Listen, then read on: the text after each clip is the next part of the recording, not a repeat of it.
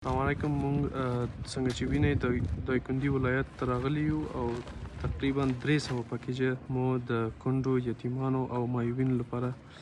دلته اختصاص کړي دي چې تقریبا اوله برخه چې د وسایل جوړولو تور پاس شوي دي او دې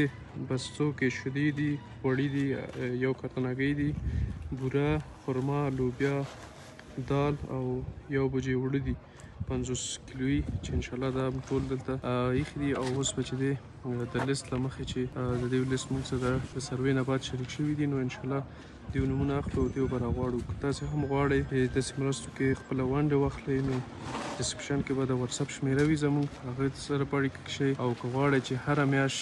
موږ سره چې دی په دایمي ډول مرستې وکړئ 1 2 15 10 څومره مو چې د وسې وي، نو هیلپرز کلب لینک په اول کمنټ کې هغه کې